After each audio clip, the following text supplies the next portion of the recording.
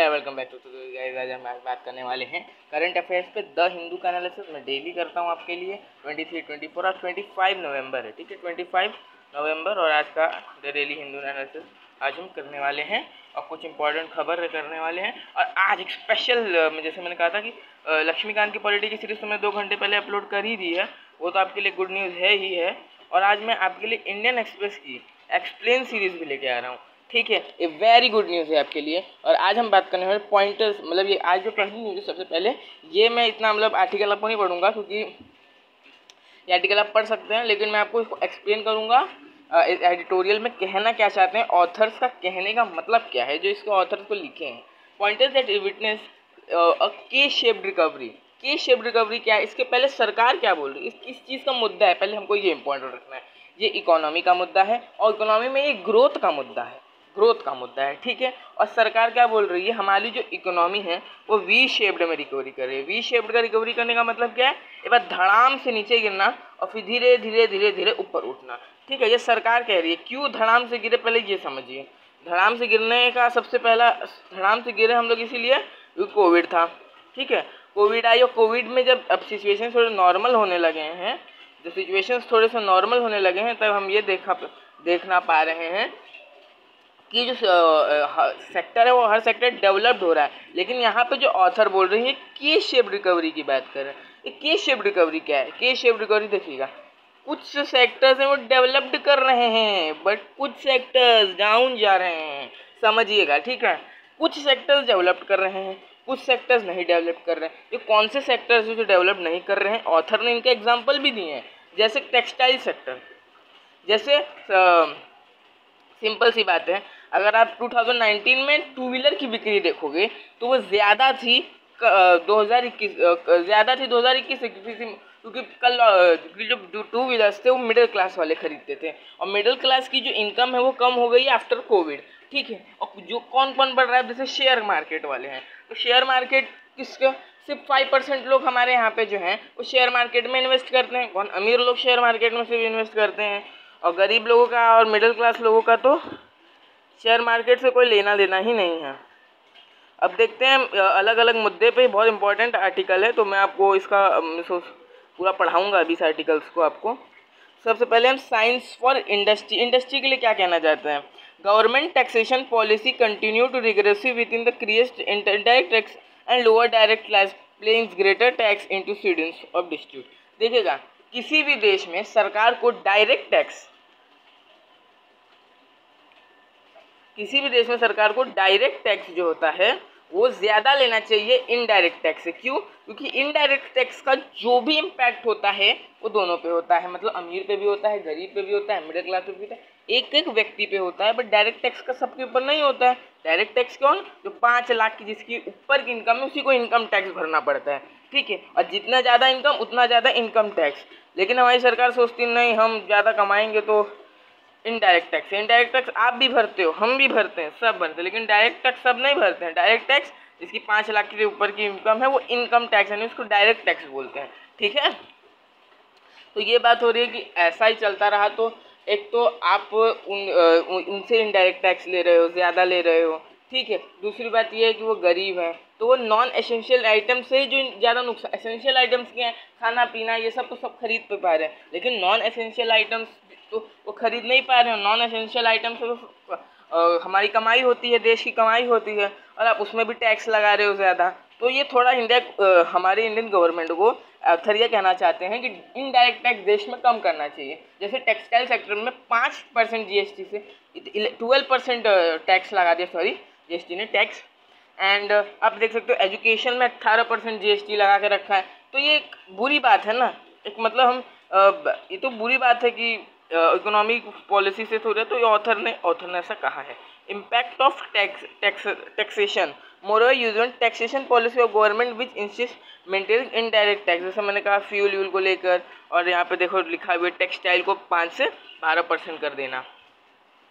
अब दूसरी चीज़ क्या है, गवर्नमेंट जो इन्वेस्ट कर रही है प्रॉपर जगह नहीं कर रही है। इन्वेस्ट क्यों प्रॉपर जगह नहीं, यहाँ ऑथर का कहना है कि जो सरकार को मनरेगा में इन्वेस्ट करना चाहिए। क्यों, वहाँ पे लोगों को जॉब्स मिलेंगी और यहाँ का खुद सरकार का डेटा है कि 5 मिलियन 50 लाख लोगों ने अक्टूबर के महीने में, यही अक्टूबर के महीने में जॉब खो दी है। तो जैसे सोचो वो नॉन एसेंशियल आइटम्स कैसे खरीद सकते हैं, तो इनके लिए कहा गया कि आप इन्वेस्ट करो। यहाँ की इन्वेस्टमेंट घटा दिया है Mahatma Gandhi national rural employment guarantee act मनरेगा में, उन्होंने हटा दिया है जो मतलब, और इन्वेस्टमेंट लोग कम कर रहे हैं, डिक्रीज कर रहे हैं, जबकि वहाँ पे तो इनको बढ़ाना चाहिए।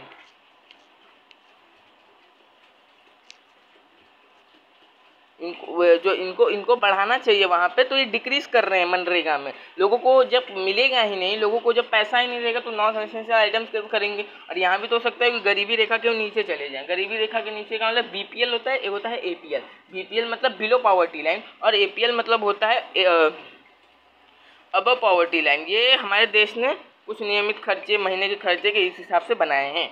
अब हम अगली चीज़ की बात करते हैं।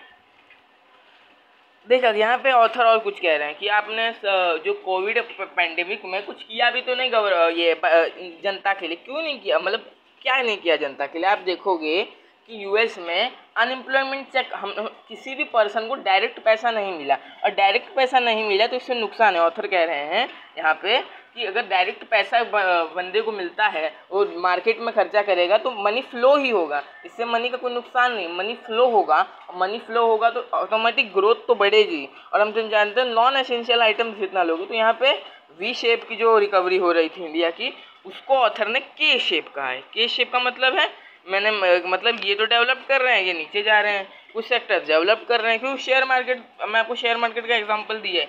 शेयर मार्केट कौन आप शेयर मार्केट में इन्वेस्ट करते हो? नहीं, बहुत कम लोग इन्वेस्ट करते हैं। वो खुद सरकार का आंकड़ा कितने लोग इन्वेस्ट करते हैं, तो आपको उसमें भी देखना चाहिए। शेयर मार्केट तो कितनी ऊपर है, सेंसेक्स 50,000 25,000 भी तो 50,000 सेंसेक्स है, तो हमको भी इन सब चीज़ों को देखना चाहिए।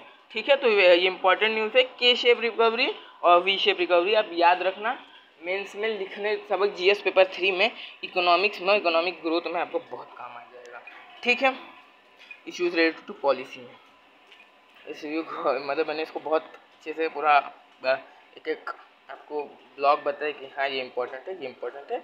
Erdogan host Abu Dhabi crown Prince. Erdogan कौन है? अर्दोगन भैया तुर्की वाले।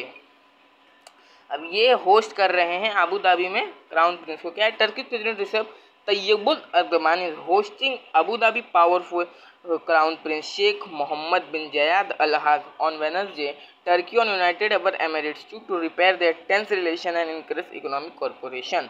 मतलब यहाँ पे इनके जो बीच में, जो यूएई के बीच में जो रिलेशंस थे, इनको सही करने की बात अबू धाबी के प्रिंस कौन कर रहे हैं? इनका बड़ा नाम है अल मोहम्मद, नाम याद कर लेना बस, ज़्यादा अल कौन था बड़ा याद करें। ठीक है, तो बस ये न्यूज़ में आपको थोड़ा सा अपडेट करने के लिए कि टर्की क्या कर रहा है, इतना इम्पोर्टेंट नहीं है। बस टर्की क्या कर रहा है, वो होस्ट कर रहा है बस। थोड़ी सी, क्योंकि टर्की को देखना का मज़ा ही कुछ और होता है।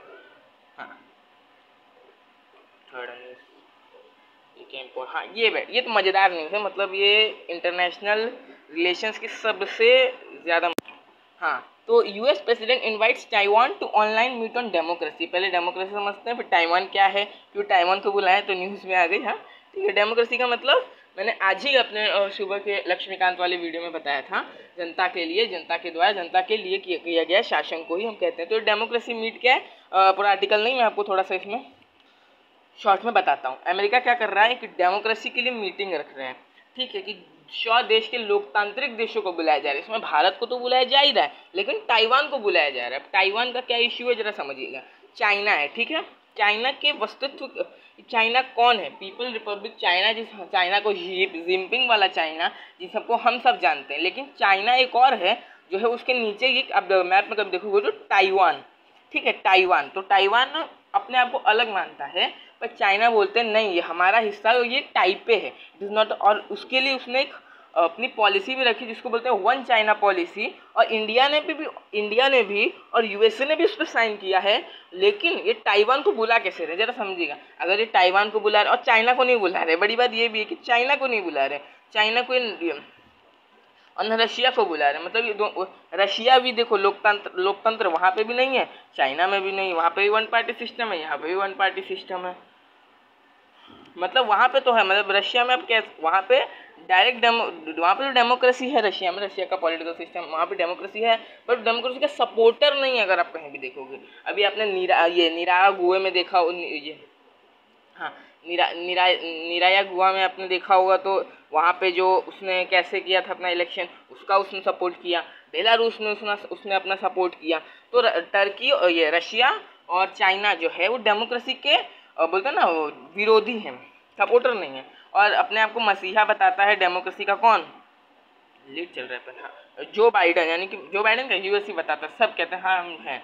तो ये ताइवान को बुलाया, तो ताइवान अलग देश अगर है तभी बुलाया है, ताइवान को बुलाया है और चाइना को नहीं बुलाया है। या तो आप चाइना को बुलाते, ठीक है, अब चाइना को नहीं बुला रहे हो, ताइवान को बुला रहे हो, और ताइवान जब एक ही देश है तो अब ताइवान आप बोल नहीं सकते। यहाँ तक कि तो कहा भी था जिनपिंग ने ऑनलाइन मीटिंग में कि आप हमारे साउथ चाइना सी और क्या बोलते हैं ताइवान वाले मसले पे आप कुछ बोलोगे भी नहीं।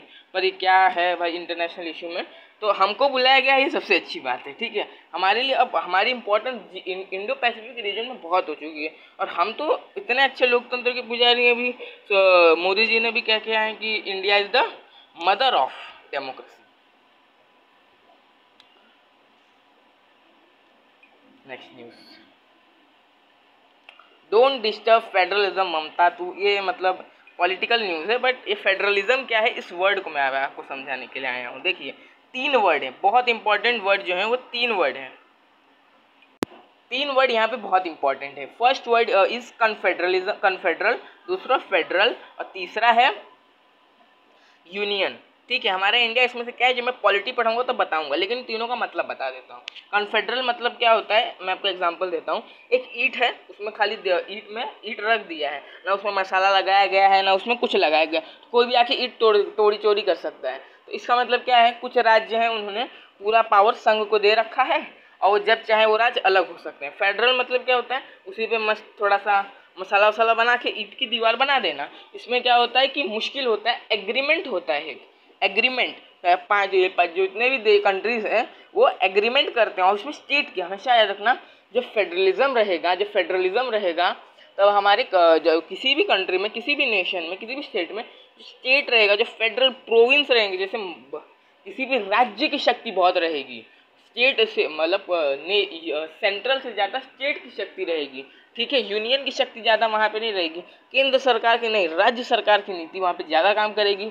राज्य सरकार का अलग संविधान होगा, राज्य सरकार का अलग झंडा, अलग नागरिकता तक वहाँ पे होती है, ठीक है। तो यहाँ पे ममता जी ने कहा कि आप फेडरलिज्म को डिस्टर्ब ना कीजिए, यानी कि जो हमारे इंडिया फेडरलिज्म, लेकिन हमारे इंडिया में फेडरलिज्म है, इसीलिए कई सारे प्रिंसिपल स्टेट्स ने हमको ज्वाइन किया था, ये बात हमेशा याद रखना। इसलिए हमारे यहाँ पे राज्यसभा भी बनाई गई है, ठीक है। तो यहाँ पे इसीलिए कहा गया है कोई भी लॉ, जैसे भी ये आपका लॉ था, फार्म लॉ था, वो क्या था, कई लोग कहते हैं फेडरलिज्म को सपोर्ट नहीं करता था, तो इसलिए हटा दिया। चुनाव भी हैं यूपी और पंजाब में, उत्तराखंड में, ठीक है, ये भी रीज़न होगा। तो डोंट डिस्टर्ब फेडरलिज्म का मतलब ये कि आप फेडरलिज्म को डिस्टर्ब ना कीजिए, यूनियन की पावर हर जगह दिखाने की कोशिश ना कीजिए, ठीक है। अब बढ़ती हैं हम अगले न्यूज़ पे। अगला न्यूज़ कौन सा है,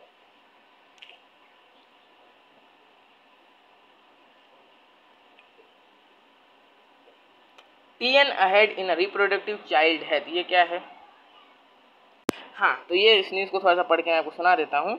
Within a significant improvement in several social health parameters when compared with the previous edition, the National Family Health Survey 5 seems to have the state on the regular path ahead yet again, particularly in reproductive child health. Reproductive child health का मतलब है कि जो child's की health है वो सही रहना। हमारे जो तमिलनाडु है वो सबसे अच्छा रिप्रोडक्टिव चाइल्ड हेल्थ की, बच्चा पैदा होने के बाद कितना हेल्दी रहता है, तो ये हेल्थ सेक्टर की भी एक बहुत बड़ी जिम्मेदारी है। तो बस आपको इतना है रखना, अहेड है तो कभी भी क्वेश्चन पूछ सकता है आपसे। ये जनरल नॉलेज के था, इन्फॉर्मेटिव था, ज़्यादा इस पर हम बात करेंगे नहीं।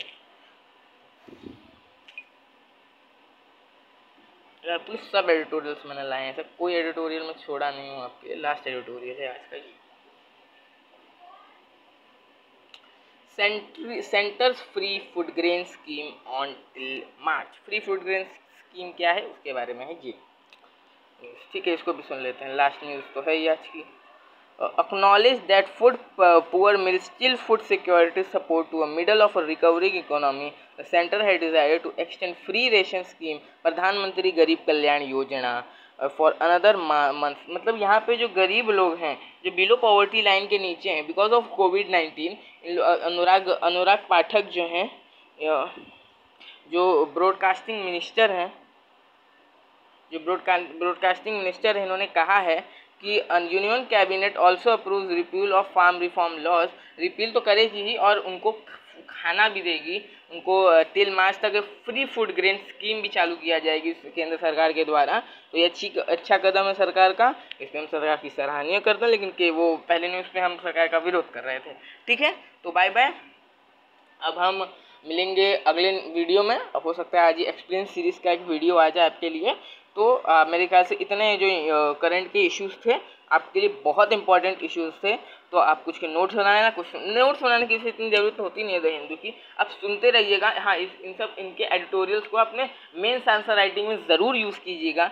और आपको एक गुड न्यूज़ ये है कि आपको इकोनॉमी की भी सीरीज़ मिलने वाली है, जल्दी मिलने वाली. इकोनॉमी पूरा कवर होगा, उसमें सब चीज़ कवर करूँगा विथ यूपीएससी सिलेबस. ठीक है, विद बाय बाय, अलविदा, चलते हैं.